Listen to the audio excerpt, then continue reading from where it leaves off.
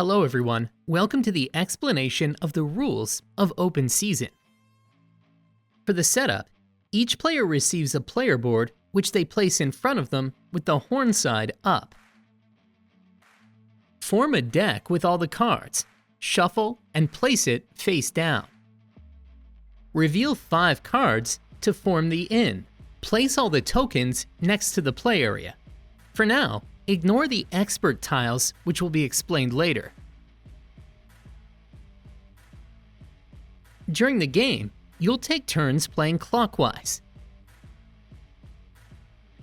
During your turn, follow the next 6 steps in order. First, refill the inn to have 5 cards. Next, move your stock to your accolades. Choose 2 cards from the inn.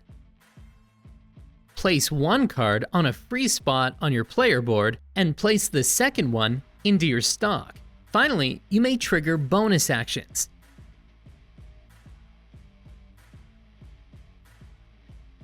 Let's now have a look at the different steps in detail.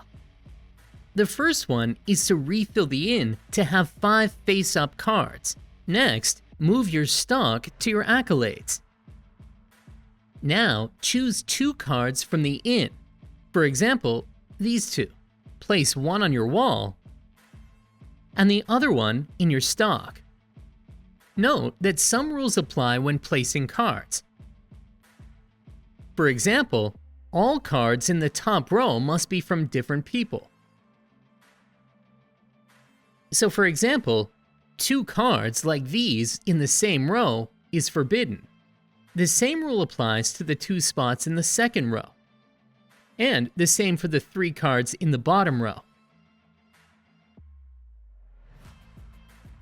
If I am not able to comply with this constraint, with the 2 cards I chose, I place one of the 2 chosen cards face down on any spots. A face down card is not associated with any people. Some spots provide bonuses when placing cards. To determine when this bonus is triggered, you just need to look for the indicated value. For example, here, the bonus is granted if the spot is filled within the first 4 turns. Here, the bonus depends on the turn the card is placed. And for the bottom row, you receive this bonus if you complete the entire row within the first 6 turns. I'll come back to the granted bonuses later in my explanation. Now that I have placed my card in my stock, I can trigger 1 or more bonus actions. To trigger a bonus action, just place in your stock a card from the same people as one of the cards already placed on your wall. For example, if I had done this, I could trigger the first action. Placing a barbarian, I could have triggered the second, and with a dwarf, the third. An action must always be activated when possible. What are these actions? This action allows me to steal the top card from an opponent's stock. I steal the dwarf card. My opponent can then choose a card either from the deck or the inn. They will draw here and add a match to their stock. Again, since the card matches with one of the people placed on the first row of the board, I am able to trigger the action. Note that each action can only be triggered once per turn. I'll come back to this action when we have seen the different placement bonuses. This action allows to draw 2 cards from the deck. Choose one of the 2 and add it to my stock. Then I put the other card back on top of the deck. This action allows to reserve for my next turn a card still visible in the inn. This card must be used among the 2 cards chosen. So, I will only choose one from the inn on my next turn. Let's now talk about the placement bonuses. Here, when placing a card during the first 4 turns, you improve your attribute set scoring for the end of the game. Indeed, at the end of the game, you will score 4 points each time you have 5 different attributes in your accolades. With this improvement, earn 7. For this spot, during the first 2 turns, you earn 2 trophy tokens. In the 3rd and 4th turn, earn a Joker token. And for the 5th and 6th turns, 1 trophy token. I'll explain their use later. For the bottom row, when it is completed within the first 6 turns, earn 4 trophy tokens and a penalty tile. What are the trophy tokens for? During your turn, when you have activated all your actions by playing cards in your stock, you can add one of your trophy tokens either on the top row, where there is already a card, to activate the corresponding action, as if you had placed that type of card in your stock. Always provided that you have not activated the action during your turn.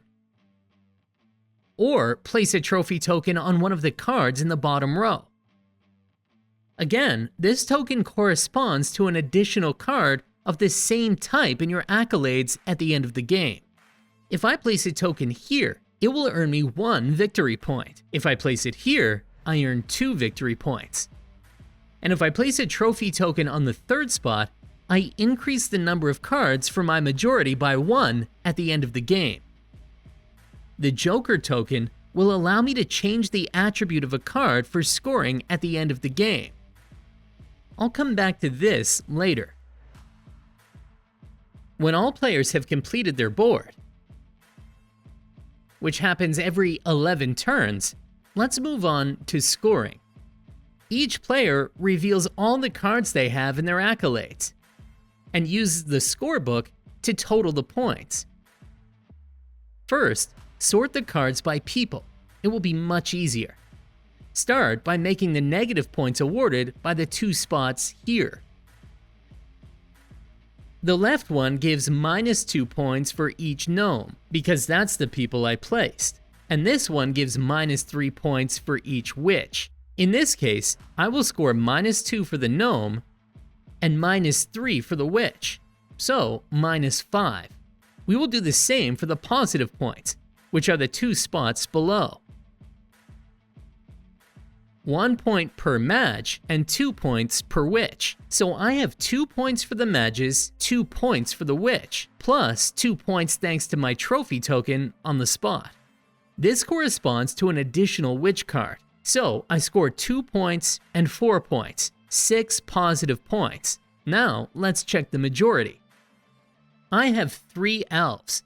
My opponent has 4, so I don't score the majority points. My opponent does the same for the people they placed on their spot, so they don't score my majority points. I lose 5 points for the face down card I placed here. This spot gives me 2 points for each attribute present on the card, regardless of the associated people. I have 1 card with a crown, so I get 2 points. Next, let's calculate the points for the attribute sets. You need the 5 different attributes to make a set, and we can make several sets. In this case, I have the earrings, the eye patch, the dagger, the tattoo, and the crown. So I get 1 set, not for 4 points, but 7, since I increase the points awarded thanks to the bonus by placing my card here. So I get 7 points for my set. I score 5 points because I placed 3 cards of the same people on these 3 spots. I don't have a penalty tile, so I don't lose any points. This tile makes you lose 1 victory point for the attribute of your choice. For example, here, the crown is the attribute I have the least, so I would lose 1 point. We sum up the points, and the player with the highest score wins the game. In case of a tie, the player with the fewest cards in their accolades wins. If I had the Joker token, I could have signed it to a card to change its attribute and potentially make it an additional set.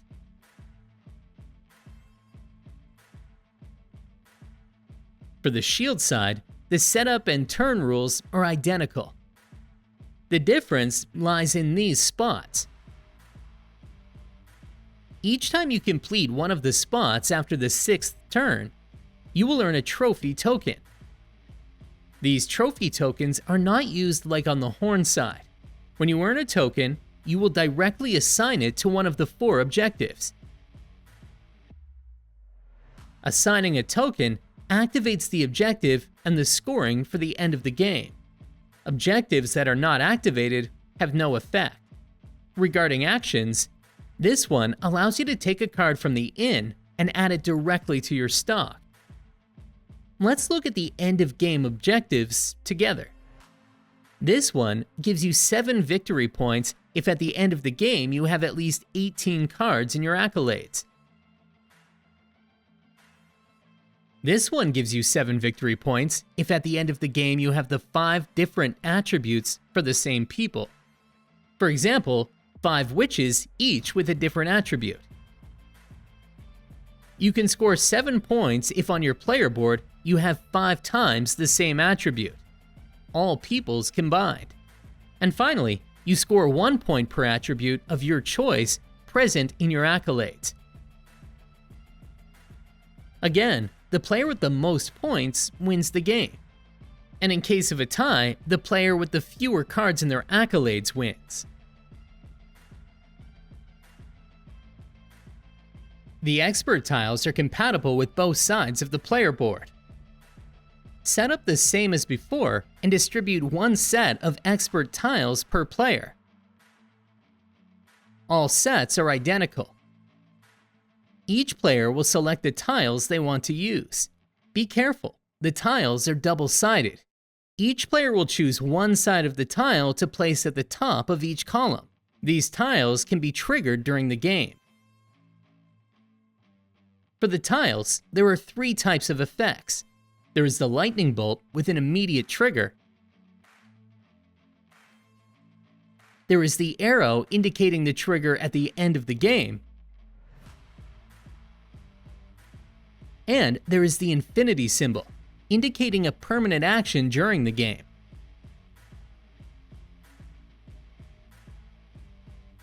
To activate an expert tile, I need to complete the entire column with the same type of attributes. Here, I already have 2 earrings. When I place a 3rd one, I activate the expert tile. I first complete all my bonus actions for the turn if I triggered any, and then activate this tile. If at some point in the game I received the Joker token, I could use it to change the attribute of a card. In this case, I decide to place it to change the eye patch to an earring, which allows me to trigger the expert tile. Let's now go over the details of each expert tile. In case of a tie, the player with the fewest cards in their accolades wins. If a player has no card in their stock, each player will select the tiles they want to use. If they have no cards at all, they discard none. Then, the player who activated this tile chooses 1 card from those discarded and adds it directly to their stock. The other cards are discarded. The card added by the player may potentially trigger bonus actions. Here, the player draws 4 cards from the deck, keeps 2, and puts the other 2 back on the deck. They then add the 2 kept cards, one after the other, to their stock. For each of them, they may potentially trigger bonus actions. The active player draws as many cards as there are players and distributes 1 card to each player. Only the active player can trigger potential bonus actions. The active player chooses a card from their stock or accolades and places it on the deck. They then freely choose a card from the pile and place it on top of their stock. Do not forget to reshuffle the pile once the operation is completed. The player chooses a card from their stock or accolades and swaps it with a card from their board. The replaced card is placed on the stock and can trigger bonus actions. The active player, when triggering this action, is able to steal 1 trophy token from each player. the trophy token is first taken from the player's reserve, and if he has none, some of the cards on his board. Note that this tile is only valid for the horn side of the player board. The tiles we are about to see now are activated during the scoring phase. This one allows you to score 2 victory points instead of 1 on the corresponding spot. This one, all spots with negative points, that is, -2 points and -3 points, will change to -1 point. This tile will give you 5 victory points for each column where all attributes are different. With this one, you will score 8 points, from which you will subtract 1 point for each instance of the least present attribute in your accolades at the end of the game. You will score 3 victory points for each column where all attributes are identical. Note that we only consider columns with at least 2 cards. This one allows you to consider that you have 2 additional cards for your majority. If you have at most 2 cards per people, that is, a maximum of 2 elves, 2 mages, 2 witches, and so on, visible on your board, you score 12 points. Note again, this tile is only active with the horn side of the player board. This tile is the only one that is active throughout the game once triggered. It allows you to activate the other bonus tiles if you have at least 2 identical attributes in the column. Keep in mind that the column must be completed. That is, if the column requires 3 cards, you need the 3 cards with at least 2 identical attributes. Thank you for watching this explanation video of Open Season. Have fun, everyone!